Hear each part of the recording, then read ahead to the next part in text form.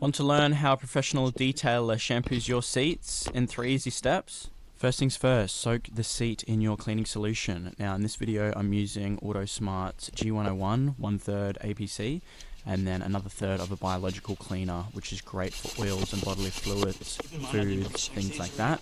Rest topped up with water. Next, I'm choosing to steam this seat. I love steam. Steam is hot, breaks down matter, which is great.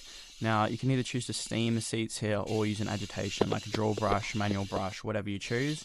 I like steam in this case, and these seats came up amazing.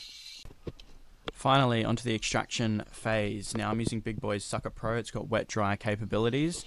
I like it because it's got the remote on the end. You can toggle the vacuum/wet vac on and off, along with the spray. Now, for the first couple of passes, you want some water coming out, and you pretty much want to go over all the surfaces, and you're looking at pulling up, one, all the dirt, as well as all the cleaning solution. You really don't want to leave any cleaning solution in it.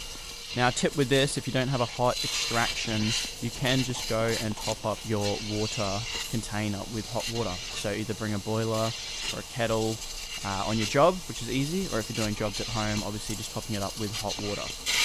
Biggest thing to keep in mind with wet vac extraction anytime you're introducing water to the car, and really detailing in general, is keeping in mind, one, what's the conditions? Is it sunny outside? Depending on where you're living, how long is this going to take to dry?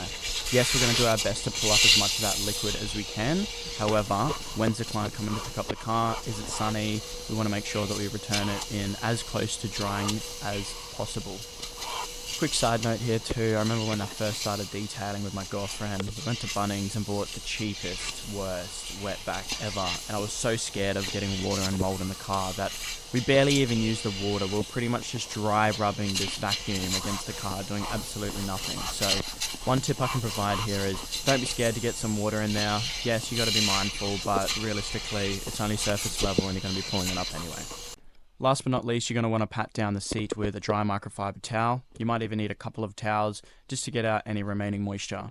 Now, assess the condition of the towel when you're done, see if there's any dirt on it, and if so, it might need another round.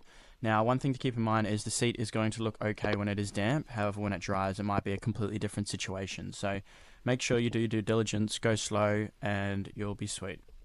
If you got some value from this video, make sure you follow, as I'll be documenting all of the many mistakes I've learned in my very short journey of about 2 years in my detailing business, how I've built it up, going from a 9 to 5 and now working predominantly for myself. I've had over 4 employees and the business is absolutely thriving, so stay tuned.